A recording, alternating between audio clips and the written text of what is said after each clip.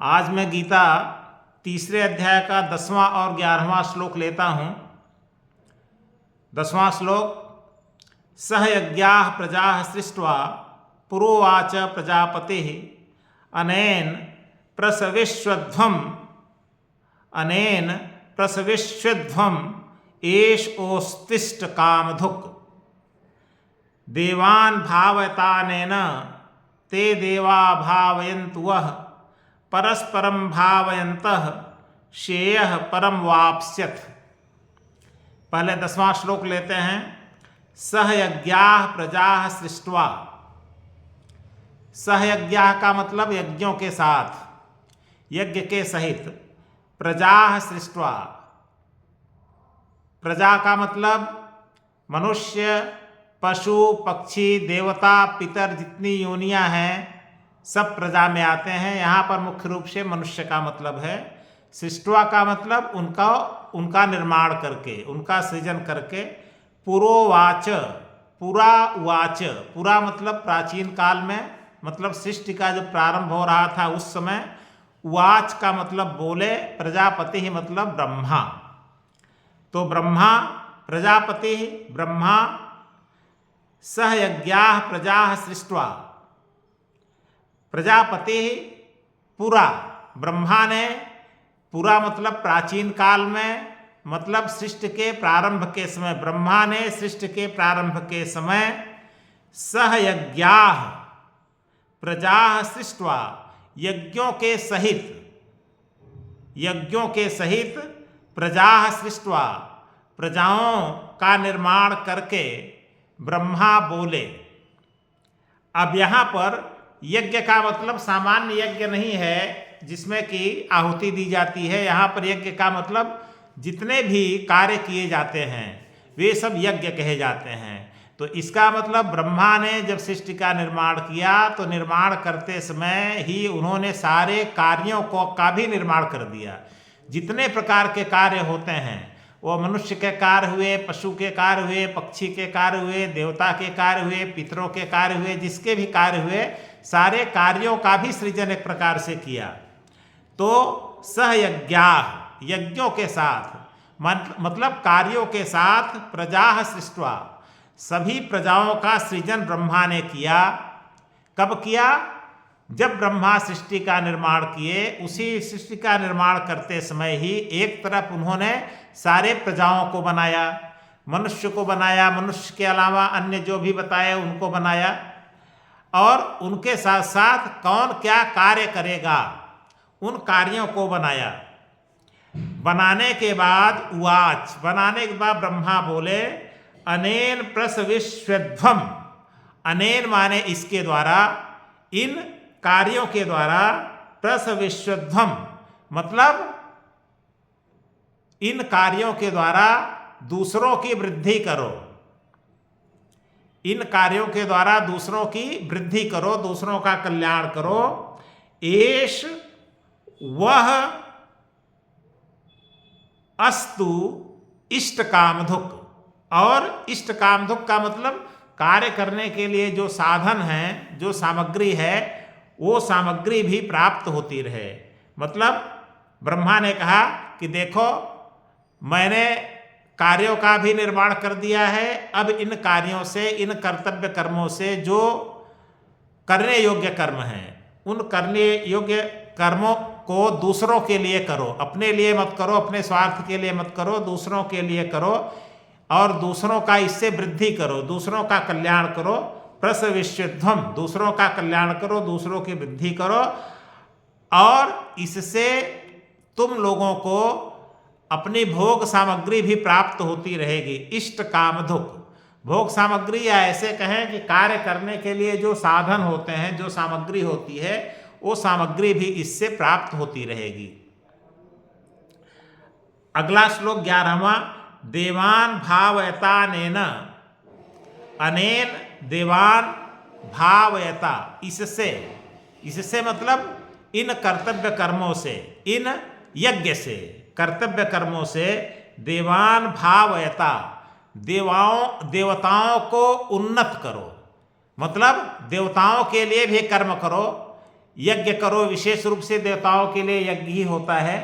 तो इसका मतलब ब्रह्मा ने कहा कि इस संसार में अन्य मनुष्यों के लिए, कोई एक मनुष्य दूसरे मनुष्य के लिए तो कर्म करेगा ही, लेकिन देवताओं के लिए भी तुम लोगों को कर्म करना है और देवताओं को भी अपने कर्म से उन्नत करना है। तो देवान भावयता नेन, अनेन अनेन देवतान, अनेन देवतान भावयता, इससे देवताओं को उन्नत करो। इन करने योग्य कर्मों से देवताओं को उन्नत करो। और ते देवा भावयन्तु वह, और देवता लोग अपने कर्तव्य कर्मों से तुम लोगों को, तुम मनुष्यों को उन्नत करें। मतलब ऐ मनुष्यों, तुम लोग देवताओं के लिए कर्तव्य कर्म करो, उससे देवता लोग उन्नत होंगे, और देवता लोग तुम्हारे लिए अपना कर्तव्य कर्म करें, उससे तुम्हारी उन्नति होगी। परस्परम भावयन्तः, इस प्रकार एक दूसरे की उन्नति करो। तुम लोग देवताओं की उन्नति करो, देवता लोग तुम्हारी उन्नति करें।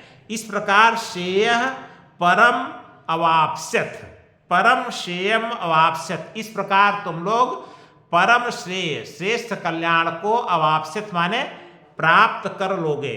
तो पूरे दोनों श्लोक में, अगर पहले श्लोक में देखें जो 9वां श्लोक है, 9वां श्लोक मनुष्यों के लिए है। कुल मिलाकर के 9वें श्लोक में यह है कि ब्रह्मा ने सृष्टि का निर्माण किया। सृष्टि के निर्माण के समय उन्होंने सभी प्रजा का निर्माण किया। प्रजा में मनुष्य, पशु, पक्षी, देवता, देवता भी प्रजा में आते हैं, पितर, ये सभी। यहाँ पर मुख्य रूप से मनुष्य का मतलब है कि ऐ मनुष्य, तुम्हारा सृष्टि के समय ब्रह्मा ने तुमको बनाया, तुम्हारा सृजन किया, और साथ साथ क्या कर्म करना है तुम लोगों को, उन कर्मों का भी सृजन किया है। उन्हीं कर्मों को यहाँ यज्ञ कहा गया है। यज्ञ का मतलब कर्तव्य कर्म। तो तुम लोगों को वह कर्तव्य कर्म करना है। अब कर्तव्य कर्म कैसे करना है? निष्काम होकर के करना है।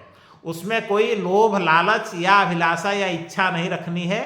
उसके निष्काम भाव मतलब आसक्ति रहित होकर के, और दूसरे के लिए कर्म करना है। अपने लिए अगर कर्म करोगे तो तुम लोग बंधन में पड़ जाओगे, और दूसरों के लिए कर्म करोगे तो बंधन में नहीं पड़ोगे, बंधन से मुक्त रहोगे।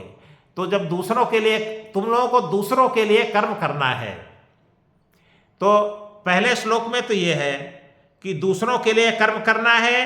तो अनेन प्रसवित स्वध्वम, इससे दूसरों की वृद्धि होगी, दूसरों की उन्नति होगी। तो दूसरों की उन्नति भी होगी, और ऐसा कर्म करने से पुनः कर्म करने की जो साधन सामग्री है वो भी तुम लोगों को प्राप्त होती रहेगी। कहीं कहीं दिया गया है अर्थ कि इससे भोग सामग्री भी प्राप्त होती रहेगी। तो यही अर्थ, अगर यह भी अर्थ समझें तो जो भी मनुष्य कर्म करता है, दूसरों के लिए कर्म करता है, तो उससे ऐसा नहीं है कि उसको उन कर्मों से उसको कुछ नहीं मिलता है। उसको भी, मनुष्य को भी मिलता है। बस मनुष्य उससे बहुत परेशान नहीं होता है और वो बंधन में नहीं पड़ता है। अगले श्लोक में क्या है कि अगले श्लोक में मनुष्य को देवताओं के लिए भी कर्म करना है।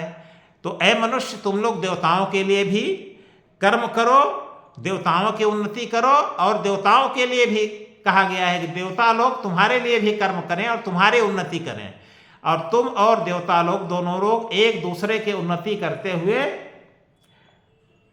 परम श्रेय, श्रेष्ठ कल्याण को प्राप्त करो। तो कुल मिलाकर के इन दोनों श्लोक में यही कहा गया है कि कर्म तो करना है, कर्म को त्यागा नहीं जा सकता है। और इसके लिए भगवान श्री कृष्ण ने यह बताया कि देखो, जब सृष्टि बनी है उसी समय कर्म आया है। ब्रह्मा ने जब सृष्टि बनाया तो मनुष्यों का भी सृजन किया, मनुष्य के साथ साथ देवता, पशु, पक्षी सबको बनाया, और साथ में सबका कर्म भी बना दिया। तो सभी को अपना कर्म करना है। कैसा कर्म करना है? कर्तव्य कर्म, जो करने योग्य कर्म है। न करने योग्य कर्म नहीं करना है। करने योग्य कर्म करना है, निष्काम भाव से करना है, फल की इच्छा से रहित होकर करना है, दूसरों के लिए करना है। और दूसरों के लिए जब करोगे तो दूसरों की वृद्धि होगी, उससे तुम्हारी भी वृद्धि होगी, तुमको भी वो सामग्रियां, वो भोग सामग्रियां प्राप्त होगी। और केवल मनुष्य के लिए ही कर्म नहीं करना है, बल्कि देवताओं के लिए भी कर्म करना है। तो कर्म दो प्रकार के हुए, एक मनुष्य के लिए कर्म करना, एक देवताओं के लिए कर्म करना।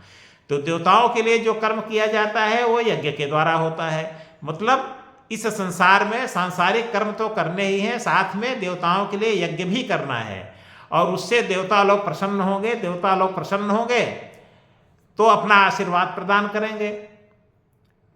तो कुल मिलाकर के दोनों श्लोक का यह अर्थ है।